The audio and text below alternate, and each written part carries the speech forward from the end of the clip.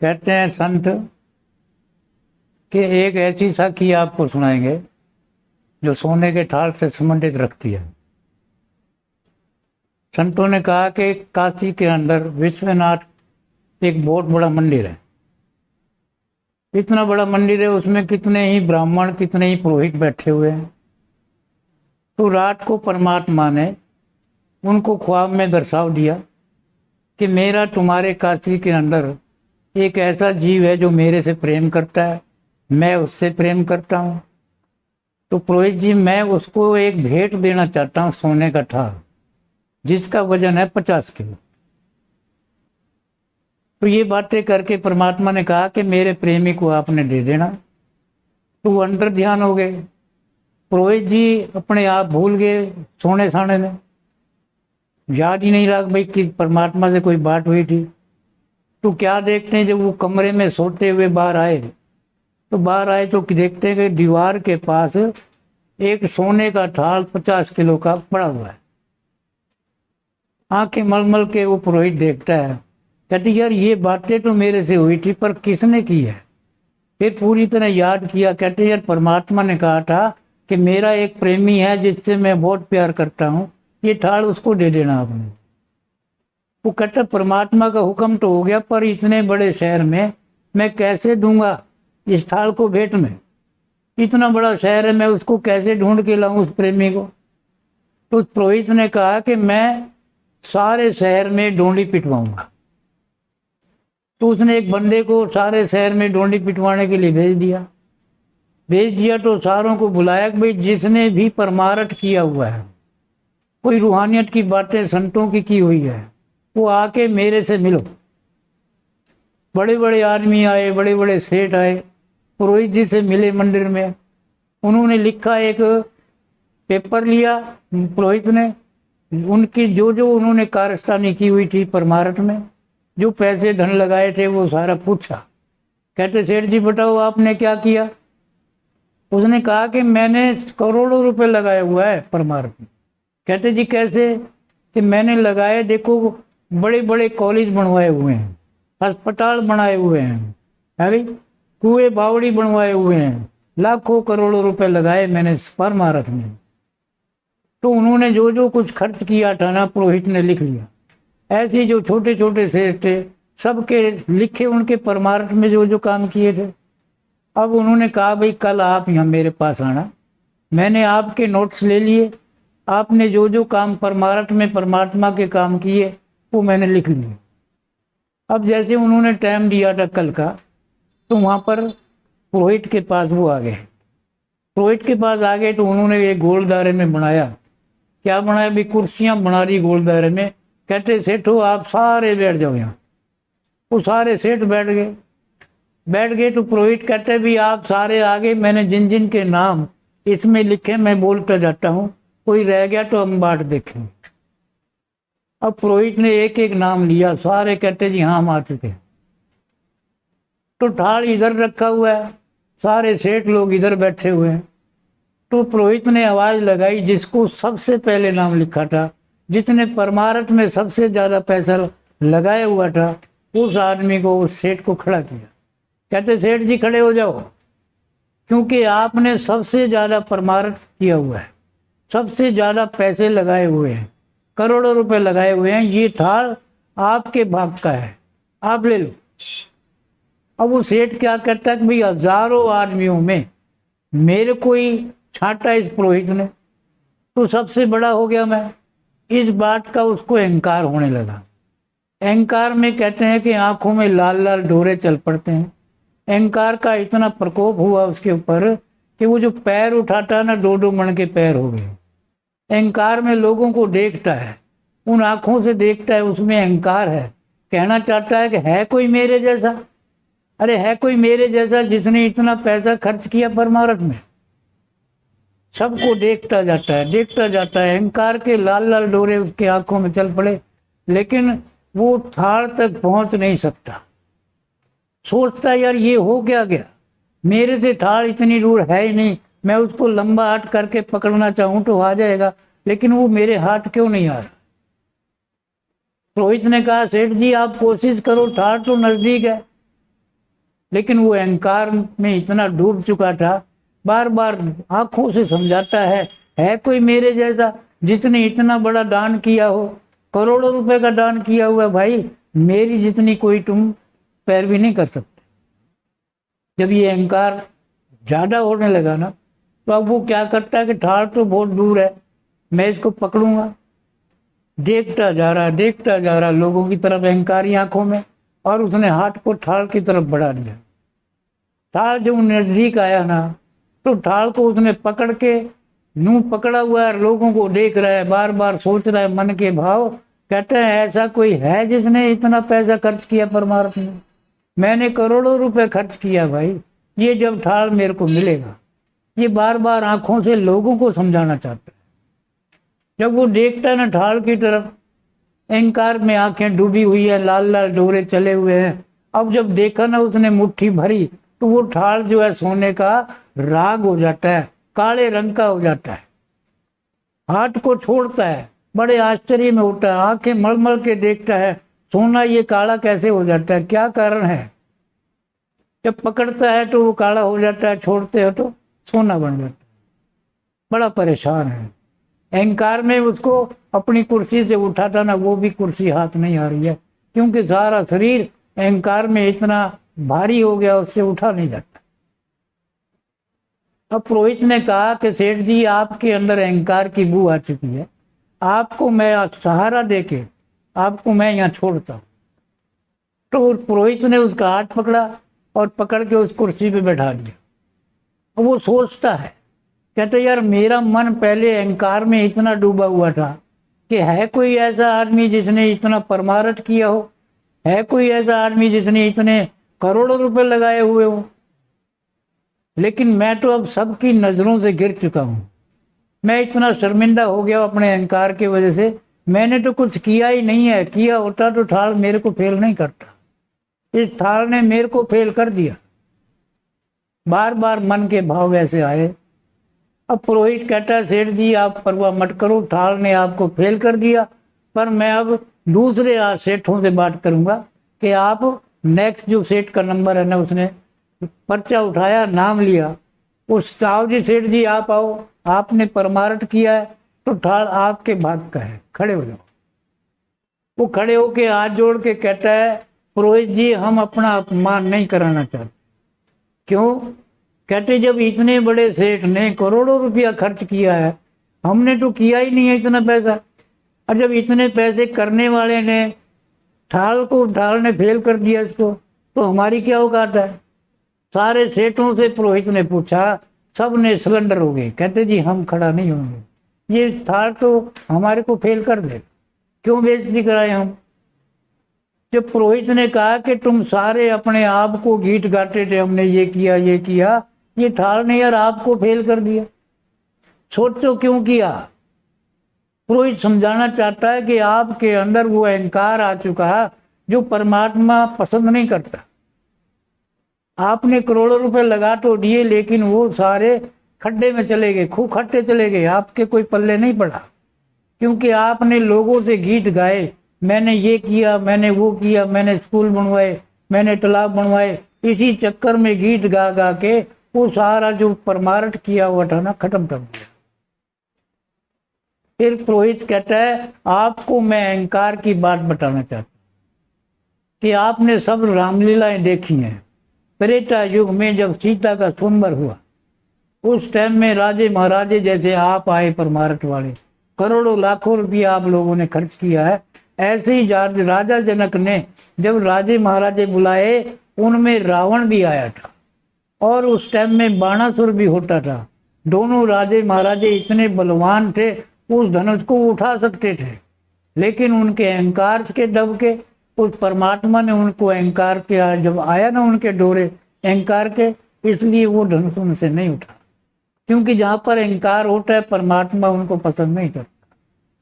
रावण ने भी कहा, सारी भरी सभा में कहा कि ऐसे ऐसे धनुष तो मैं जब कैलाश को उठाता था ना, तो भगवान शंकर के धनुष पड़े रहते थे 2-4, तो ये उसी का धनुष है, इसको तो मैं चिटली अंगली से उठा सकता हूँ। जब मैं कैलाश को उठा सकता था रोज, तो ये धनुष क्या चीज है? जब ये अहंकार आया ना उसके अंदर, तो तो परमात्मा ने उसको इतना छोटा कर दिया, वो शर्मिंदगी में इतना लाल वो चलायमान हो गया। कहते यार ये धनुष मेरे से नहीं उठा, आज तक मैं इन लोगों से कहता था मैं इतना बलवान हूँ, लंका का राजा हूँ, लोग मेरे को लंकेश कहते हैं, तो ये धनुष नहीं उठा। तो नजरें नीची करके उस अहंकार को खत्म किया परमात्मा ने, और वो ऐसे भागा जैसे कोई चोर होता है। आज पुरोहित कहता है कि ऐसा ही अहंकार आपके पास आया, ये ढाल आपका ही है, लेकिन आपके पास वो अहंकार आया ना, तो परमात्मा आपको पसंद नहीं कर रहा। मेरे से ये कहा था मेरे परमात्मा ने कि जो मेरा सबसे प्यारा बंदा है ना, ये ठाड़ उसको देना, लेकिन आप में वो प्यारा बंदा है ही नहीं। आपके अंदर सारे अहंकार की बू है। आप बार बार लोगों से जताते हो मैंने ये किया, मैंने ये किया। बेटा आपने कुछ नहीं किया, उस परमात्मा ने आपको खत्म कर दिया। जब ये पुरोहित की बातें सुनी तो वहां पर एक मेरे जैसा गरीब आदमी, फटे हाल है, धोती फटी हुई है, जूती फटी हुई है, कमीज फटा हुआ है, जो पगड़ी बांधी हुई है वो फटी हुई है, हाथ जोड़ के कहता है पुरोहित जी मेरे को भी एक मौका दो। सारे सेठ इकट्ठे होके क्या कहते हैं, कहते यार हमने करोड़ों रुपया खर्च किया है, परमारथ किया है, कॉलेज अस्पताल बनाए, तालाब कुएं बनाए, पर इस थाल ने हमारे को फेल कर दिया। तू तन पे कपड़ा नहीं पहन सकता, तू पेटांगों में अपनी धोती नहीं बांध सकता है भाई, शरीर के ऊपर कमीज नहीं पहन सकता, सर के ऊपर पगड़ी नहीं बांध सकता, तू पेट में रोटी नहीं दे सकता, तू दान क्या करेगा। और जब तू दान ही नहीं कर सकता तो ये ठाड़ तेरा नहीं हो सकता, क्योंकि हमने बड़े दान किए करोड़ों रुपए का, जब हमारे को फेल कर दिया इस थाल ने तो तेरी क्या औकात। वो कहता ठीक है माई बाप, देखो वो इतना नरम आदमी है, मजदूर आदमी है, कहते माई बाप आप ठीक कहते हो, मैं इतना कमाता ही नहीं जो टांगों में तो धोती पहन सकता हूँ, मैं इतना कमाता ही नहीं जो अपने शरीर पे कमीज पहन सकता हूँ, मैं इतना कमाता ही नहीं जो सर के ऊपर पगड़ी पहन सकता हूँ, पर मेरे को एक मौका दो। बार बार जब ये कहा ना, पुरोहित ने कहा कि या तो आप खड़े हो जाओ नहीं मैं इसको मौका देता हूँ।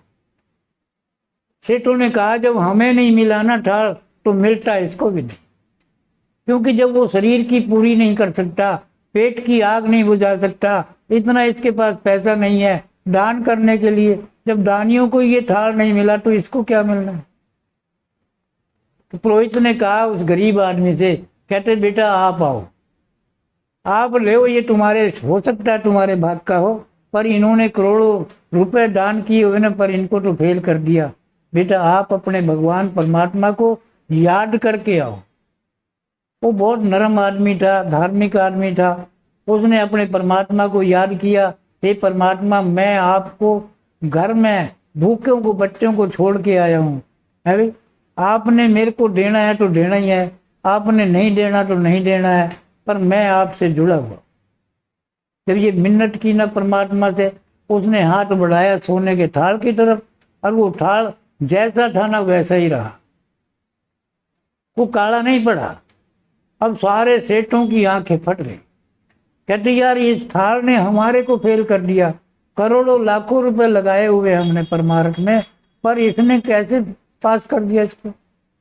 अब सारे जो पहले धक्का देते थे ना उसको, अब उसके नजदीक आ गए सारे सेठ, कहते यार कोई ऐसा कारण किया है जिससे आपको ये ठाड़ ने पास कर दिया जो हमने नहीं किया, वो कारण बताओ आप। कहते माई बाप मैं गरीब आदमी हूँ, मैं क्या कर सकता हूँ, जब मैं तन पे कपड़ा नहीं पहन सकता, पटे को सीम नहीं सकता, पेट में रोटी नहीं दे सकता, तो मैं दान क्या करूँगा सेठो। माई बाप उनके पैरों में पड़ गया, माई बाप मैं बहुत गरीब आदमी हूँ, पर मेरे परमात्मा ने मेरे को ये देना था तो दे दिया। सारे सेठ उसके सिर हो गए, पूछते हैं पीछे लगते हैं, कहते जो आपने किया हो सकता हम भी उस लाइन में चलें तो ताकि हमको ऐसे ठाड़ मिले जैसे आपको मिल गया। अब वो गरीब आदमी अपनी व्यथा सुनाता है, कहते हैं जब सवेरे मैं अपनी पत्नी से कहा कि मैं अब काम पे जा रहा हूँ, मजदूर आदमी है, तेरी मेरी दिहाड़ी करके गुजारा करता है, उसकी जेब में 3.5 रुपए है। अपनी पत्नी से कहता है कि मैं शाम को आपको भूखा नहीं मरने दूंगा। अब जो रोटी नहीं मिल रही है ना, शाम को तो आपको ढाप के खाना होगा, क्योंकि मैं कमा के लाऊंगा। तो वो सुनाता है कि मेरी बीवी ने कहा था, मेरी पत्नी ने कहा था कि आप जब घर में आओगे ना, कमा के आटा लाओगे, दाल लाओगे, जब ही हम सारे खाएंगे बैठ के, घर में कुछ भी नहीं है। तो वो बैठा सुना रहा है अपने सेठों को। कहते जब मैं वहां से गया, रास्ते में क्या देखता हूँ, एक आदमी का एक्सीडेंट हो रहा है, खूनम खान हो रहा है, लोगों से सहायता मांग रहा है।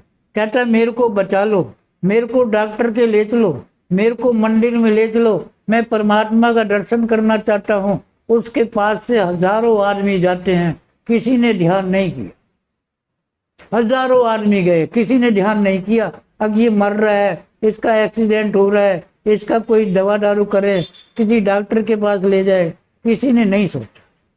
सेठो मेरे परमात्मा ने मेरे मन के अंदर वो भाव डाले। क्या डाले? मेरे मन ने कहा, मेरी आत्मा ने कहा कि मैं गरीब तो हूं, पर मेरी आत्मा तो गरीब नहीं है। मैंने उसको पड्डी पे उठाया, डॉक्टर के पास ले गया, उसने जो पैसे मांगे, मेरे पास 3 ही रुपए थे, वो उसकी दवा दारू में लग गए। दवा दारू में लग गए। जब वो ठीक हुआ, चलने के लायक हुआ, उसने कहा मैं परमात्मा के दर्शन करना चाहता हूँ। तो मैंने जिस भी मंदिर के लिए कहा उसने, वहीं पर मैं लेके गया, उसकी आत्मा की तृप्ति की मैंने। मेरी तो सेवा यही थी। मैं गरीब आदमी हूँ माई बाप, मैं कुछ कर नहीं सकता। आप मेरी हालत देख रहे हो, मैं फटे हाल हूँ, मेरे पास इतना पैसा नहीं है कि तन पे कपड़ा ढक सकता हूँ, मेरे पास है ही नहीं कुछ। मैंने तो यही सेवा की थी। उस सेवे के बदले मेरे परमात्मा ने ये 50 किलो का थाल मेरे को अर्पण किया है। मैं यही जानता हूँ जो मैंने किया। सारे सेठ हाथ जोड़ के खड़े, जैसे प्रार्थना करते हैं ना, कहते यार ऐसा धन जो तूने कमाई की है ना, ये हमने आज तक नहीं। हमने तो अपने नाम को बाहर निकालना चाहा, लोगों को दिखाना चाहा कि देखो फला सेठ ने ये किया है, लेकिन आपने तो दिखाया ही नहीं। आपने तो सिर्फ हमारे पूछा है तो आपने 10 दफा बताया। तो आपकी जो सेवा है ना, बहुत निष्फल है। आपकी सेवा जो है बेस्वार्थ की है, क्योंकि हमारे तो स्वार्थ की सेवा थी। हम तो इसके बदले कुछ परमात्मा से मांगना चाहते थे, पर आपकी सेवा निस्वार्थ थी। तो देखो ऊपर से आकाशवाणी होती है, ऐ पुरोहित मेरा प्रेमी यही है, मेरा प्रेमी यही है। मैंने तेरे से कहा था ना कि मैं अपने प्रेमी को एक सोने का थाल देता हूं जिसका वजन 50 किलो। ये सबसे बड़ा प्रेमी है मेरा, इसके बगैर मैं नहीं रह सकता, ये मेरे बगैर नहीं रह सकता। आप ये थाल इसको दे दो, क्योंकि सारों में से छट के मैंने इस प्रेम को प्रेम बढ़ाया। इसके अंदर वो प्रेम है। लोग झूठ कहते हैं, क्या कहते हैं कि सबके अंदर घट घट के अंदर वो परमात्मा बैठा है, पर कहने की बात अलग है, समझने की बात अलग है। इस बंदे ने समझा कि मैं उस जीव के अंदर बैठा हूँ। मैंने हजारों आदमियों से कहा कि मेरी मदद करो, मेरे को डॉक्टर के पास ले चलो, मेरे को मंदिर में दर्शन कराओ, पर किसी ने नहीं सुना, क्योंकि सब स्वार्थी थे, पैसे वाले भी थे, लेकिन किसी ने मेरी तरफ गौर नहीं किया। लोग कहते हैं घट घट के अंदर परमात्मा रहता है। इस जीव ने पहचाना मेरे को। घट घट के अंदर रहने का मतलब क्या है कि हर जीव के अंदर मैं बैठा तो हूँ, पर उसकी नजरें ऐसी होनी चाहिए जो मेरे को पहचान सकता हो। इसने मेरे को पहचाना उस बंदे के अंदर। इसने सच किया कि घट घट के अंदर मैं विराजमान हूँ। इसने मेरे को पहचाना, और पहचाना तो इसने मेरी मदद की, परमात्मा के दर्शन कराए, डॉक्टरों से इलाज कराए। ये गरीब आदमी था, ये मेरे को 3 रुपए जेब में थे, कुछ भी नहीं था, इसने मेरे ऊपर ही खर्च कर दिए। तो इसका वाली वारिस ये मेरा प्रेमी है। ये 50 किलो का थाल मेरी तरफ से इसको भेंट दिया जाए। तो संत अपने को समझाना चाहता है कि आप और हम जो दिखावा करते हैं ना, ये नहीं होना चाहिए। संत कहते हैं इस हाथ से जो दान किया हुआ है, दूसरे हाथ को भी पता नहीं लगना चाहिए। आप और हम तो जब तक 5 रुपए का गीत नहीं गाते ना, पहले जैसे रामलीलाएं होती थी, उसमें 5 रुपए दान, अपना नाम नहीं आता था ना, तो हम फिक्र होता था, रामलीला देखना ही छोड़ देते थे, यार मेरा नाम तो बुलाया ही नहीं। जब तक 5 रुपए जो दान दिए ना उसको हरा नहीं करना चाहते, जब तक उनको नींद नहीं आती। तो लाखों रुपया करोड़ों रुपया जिन्होंने दान किया वो तो जनवाना चाहते हैं ना लोगों से। इसलिए संत कहता है बेटा अपने हिसाब से रहो। संत यही समझाना चाहता है किसी की सेवा करो तो उसके गीत मत गाओ,